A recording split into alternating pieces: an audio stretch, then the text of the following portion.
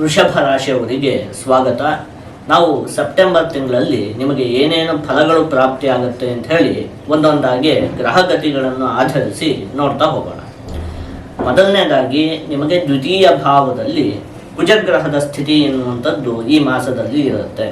ನೋಡಿ, ಕುಜಗ್ರಹ ಈ ತಿಂಗಳ 18ನೇ ತಾರೀಖಿನವರೆಗೂ ಕೂಡ ಮಿಥುನ ರಾಶಿಯಲ್ಲಿ ಇರುತ್ತೆ. ಹಾಗಾಗಿ ನಿಮಗೆ ಈ ತಿಂಗಳ 18ನೇ ತಾರೀಖಿನವರೆಗೂ ಕೂಡ ಕುಜಗ್ರಹ ದ್ವಿತೀಯ ಭಾವದಲ್ಲಿ ಸ್ಥಿತವಾಗಿರುತ್ತೆ.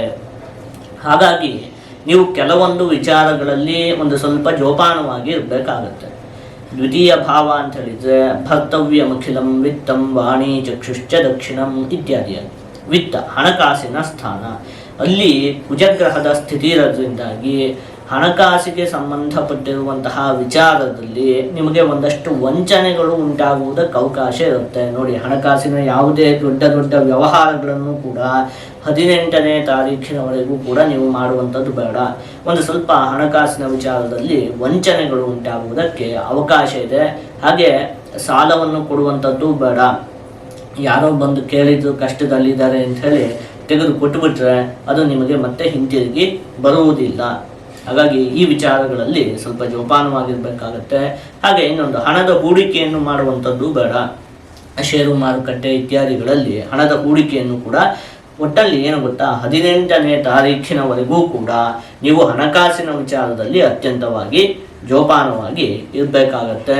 ಇನ್ನು ತೃತೀಯ ಭಾವದಲ್ಲಿ ನಿಮಗೆ ಗುರುಗ್ರಹದ ಸ್ಥಿತಿ ಇರುವಂಥದ್ದು, ಅದರಲ್ಲಿ ಉಚ್ಚವಾಗಿ ಸ್ಥಿತವಾಗಿರುವಂಥದ್ದು. ಏಕಾದಶ ಭಾವದ ಅಧಿಪತಿಯಾದಂತಹ ಗುರುಗ್ರಹ ತೃತೀಯ ಭಾವದಲ್ಲಿ ಉಚ್ಚವಾಗಿ ಸ್ಥಿತವಾಗಿರೋದ್ರಿಂದಾಗಿ ಲಾಭೇಶೇ ಸಹಜೇತುರಿಯೇ ತೀರ್ಥಾರು ತತ್ಪರೋ ಮಹಾನ್ ಅಂತ ಹೇಳಿರುವಂಥದ್ದು. ಅಂದರೆ ಈ ತೀರ್ಥಯಾತ್ರೆಗಳಲ್ಲೆಲ್ಲ ನಿಮಗೆ ಆಸಕ್ತಿ ಎನ್ನುವಂಥದ್ದು ಉಂಟಾಗುತ್ತೆ. ಒಂದಷ್ಟು ಪುಣ್ಯಕ್ಷೇತ್ರಗಳಿಗೆ ದೇವಸ್ಥಾನಗಳಿಗೆಲ್ಲ ಯಾತ್ರೆ ಹೋಗುವಂತಹ ಒಂದು ಯೋಗ ನಿಮಗೆ ಈ ಮಾಸದಲ್ಲಿದೆ. ಒಂದಷ್ಟು ಪ್ರವಾಸವನ್ನು ಮಾಡ್ತೀರಿ. ತೀರ್ಥಕ್ಷೇತ್ರಗಳಿಗೆ ಪುಣ್ಯಕ್ಷೇತ್ರಗಳಿಗೆಲ್ಲ ಒಂದಷ್ಟು ಪ್ರವಾಸವನ್ನು ಮಾಡುವಂತಹ ಯೋಗ ನಿಮಗೆ ಈ ಮಾಸದಲ್ಲಿ ಇದೆ. ಇನ್ನು ಚತುರ್ಥ ಭಾವದಲ್ಲಿ ರವಿಗ್ರಹ ಮತ್ತು ಕೇತುಗ್ರಹದ ಸ್ಥಿತಿ ಇರುವಂಥದ್ದು. ರವಿಗ್ರಹ ಸ್ವಕ್ಷೇತ್ರದಲ್ಲಿ ಸ್ಥಿತವಾಗಿರುವಂಥದ್ದು. ನೋಡಿ, ಸ್ವಲ್ಪ ತಂದೆಯೊಂದಿಗೆ ಭಿನ್ನಾಭಿಪ್ರಾಯಗಳು ಉಂಟಾಗುವುದಕ್ಕೆ ಅವಕಾಶ ಇದೆ.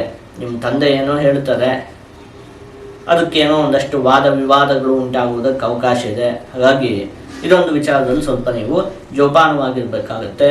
ಹಾಗೆ ವಾಹನವನ್ನು ಚಲಾಯಿಸುವಂತಹ ಸಂದರ್ಭದಲ್ಲಿಯೂ ಕೂಡ ನೀವು ಜೋಪಾನವಾಗಿರಬೇಕಾಗತ್ತೆ. ಚತುರ್ಥ ಸ್ಥಾನ ಅಂದರೆ ಅದು ವಾಹನಕ್ಕೆ ಸಂಬಂಧಪಟ್ಟಿರುವಂತಹ ಸ್ಥಾನ ಅಲ್ವಾ. ಮಾತಾ ಸುಹೃನ್ಮಾತುಲ ಭಾಗಿನೇ ಯೋ ಕ್ಷೇತ್ರಂ ಸುಖಂ ವಾಹನ ಮಾಸನ ಇತ್ಯಾದಿಯಾಗಿ ಹೇಳಿರುವಂಥದ್ದು. ಹಾಗಾಗಿ ಅದು ವಾಹನಕ್ಕೆ ಸಂಬಂಧಪಟ್ಟಿರುವಂತಹ ಸ್ಥಾನವಾಗಿರೋದ್ರಿಂದಾಗಿ ಅಲ್ಲಿ ರವಿ ಮತ್ತು ಕೇತು ಗ್ರಹಗಳ ಸ್ಥಿತಿ ಇರೋದ್ರಿಂದಾಗಿ ಈ ಮಾಸದಲ್ಲಿ ನೀವು ವಾಹನಕ್ಕೆ ಸಂಬಂಧಪಟ್ಟಿರುವಂತಹ ವಿಚಾರದಲ್ಲಿ ಒಂದು ಸ್ವಲ್ಪ ಜೋಪಾನವಾಗಿ ಇರಬೇಕಾಗತ್ತೆ. ಪಂಚಮ ಭಾವದಲ್ಲಿ ಬುಧ ಗ್ರಹದ ಸ್ಥಿತಿ ಇರುವಂಥದ್ದು, ಅದು ಕೂಡ ಅದರಲ್ಲಿ ಉಚ್ಚವಾಗಿ ಸ್ಥಿತವಾಗಿರುವಂಥದ್ದು. ಹಾಗಾಗಿ ವಿದ್ಯಾರ್ಥಿಗಳಿಗೆ, ಅದರಲ್ಲೂ ಕೂಡ ಸ್ಪರ್ಧಾತ್ಮಕ ಪರೀಕ್ಷೆಗಳಿಗೆ ತಯಾರಿಯನ್ನು ನಡೆಸ್ತಾ ಇರುವಂತಹ ವಿದ್ಯಾರ್ಥಿಗಳಿಗೆ ಈ ಒಂದು ಮಾಸ ಅತ್ಯಂತ ಉತ್ತಮವಾಗಿದೆ. ಇನ್ನು ಪುತ್ರ ಸೌಖ್ಯ ಸಹಿತಂ ಬಹುಮಿತ್ರಂ ಮಂತ್ರವಾದ ಕುಶಲಂಚ ಸುಶೀಲಂ ಮಾನವಂ ಕಿಲ ಕರೋತಿ ಸಲೀಲಂ ಶೀತದೀಥಿತಿ ಸುತ ಸಂಸ್ಥಃ ಅಂಥೇಳಿ ಹೇಳಿರುವಂಥದ್ದು. ಮುಖ್ಯವಾಗಿ ಸಂತಾನವನ್ನು ಅಪೇಕ್ಷಿಸುತ್ತಿರುವಂತಹ ದಂಪತಿಗಳಿಗೆ ಈ ಒಂದು ಮಾಸ ಅತ್ಯಂತ ಉತ್ತಮವಾಗಿದೆ. ಒಟ್ಟಲ್ಲಿ ಮಕ್ಕಳಿಂದ ನಿಮ್ಮ ಮನಸ್ಸಿಗೆ ಒಂದಷ್ಟು ಸಂತೋಷ ಅಂತ ಹೇಳುವಂಥದ್ದು ಪ್ರಾಪ್ತಿಯಾಗತ್ತೆ. ಹಾಗೆ ಸ್ನೇಹಿತರಿಂದಲೂ ಕೂಡ ನಿಮಗೆ ಒಂದಷ್ಟು ಸಹಾಯ ಅಂತ ಹೇಳುವಂಥದ್ದು ಪ್ರಾಪ್ತಿಯಾಗತ್ತೆ. ಮಕ್ಕಳಿಗಾಗಿ ಒಂದಷ್ಟು ಹಣದ ವ್ಯಯವನ್ನು ಮಾಡುವಂತಹ ಯೋಗವೂ ಕೂಡ ಇದೆ. ನಿಮ್ಮ ಮಕ್ಕಳು ಏನನ್ನು ಅಪೇಕ್ಷೆ ಪಡ್ತಾರೆ, ಯಾವುದೋ ವಸ್ತು ಇತ್ಯಾದಿಗಳನ್ನು, ಅದನ್ನು ತೆಗೆಸಿಕೊಡುವುದಕ್ಕಾಗಿ ಒಂದಷ್ಟು ಹಣದ ವ್ಯಯ ಅಂತ ಹೇಳುವಂಥದ್ದು ಕೂಡ ಈ ಮಾಸದಲ್ಲಿ ಉಂಟಾಗುತ್ತೆ. ಷಷ್ಠ ಭಾವದಲ್ಲಿ ಶುಕ್ರಗ್ರಹದ ಸ್ಥಿತಿ ಇರುವಂಥದ್ದು. ಹಾಗಾಗಿ ಈ ಮಾಸದಲ್ಲಿ ನೀವು ಒಂದು ಸ್ವಲ್ಪ ಹಿತಶತ್ರುಗಳಿಂದ ದೂರ ಇರಬೇಕಾಗತ್ತೆ. ನಿಮಗೆ ಅಂದಾಜಿರುತ್ತೆ ನಿಮ್ಮ ಜೊತೆನೇ ಇದ್ದು ಯಾವ ವ್ಯಕ್ತಿಗಳು ಒಂದು ಸ್ವಲ್ಪ ಮೋಸ ಮಾಡ್ತಿದ್ದಾರೆ ಅಂತ, ಅವರಿಂದೆಲ್ಲ ಈ ಮಾಸದಲ್ಲಿ ಒಂದು ಸ್ವಲ್ಪ ದೂರ ಇರುವಂಥದ್ದೇ ಒಳ್ಳೆಯದು. ಯಾರಿಗೂ ಕೂಡ ನಿಮ್ಮ ರಹಸ್ಯವಾದಂತಹ ವಿಚಾರಗಳನ್ನು ನೀವು ಹೇಳಿಕೊಳ್ಳಲು ಹೋಗಬಾರದು. ಯಾರನ್ನು ನಂಬಿ ನಿಮ್ದು ಯಾವುದೋ ವೈಯಕ್ತಿಕ ವಿಚಾರಗಳನ್ನೆಲ್ಲ ನೀವು ಅವರ ಜೊತೆ ಹೇಳ್ಕೊಂಡ್ರೆ ಅವರು ಅದನ್ನೇ ಇಟ್ಕೊಂಡು ನಿಮ್ಮನ್ನು ಆಟವಾಡಿಸುವುದಕ್ಕೆ, ನಿಮಗೆ ಅದನ್ನೇ ಇಟ್ಕೊಂಡು ಒಂದಷ್ಟು ಹಿಂಸೆ ಕೊಡುವುದಕ್ಕೆ ಅವಕಾಶ ಇರುತ್ತೆ. ಹಾಗಾಗಿ ನಿಮ್ಮ ಯಾವುದೇ ರಹಸ್ಯವಾದಂತಹ ವಿಚಾರಗಳನ್ನು ಕೂಡ ಯಾರೊಂದಿಗೂ ನೀವು ಈ ಮಾಸದಲ್ಲಿ ಹಂಚಿಕೊಳ್ಳಲು ಹೋಗಬಾರದು. ಇನ್ನು ದಶಮ ಭಾವದಲ್ಲಿ ರಾಹುಗ್ರಹದ ಸ್ಥಿತಿ ಇರುವಂಥದ್ದು.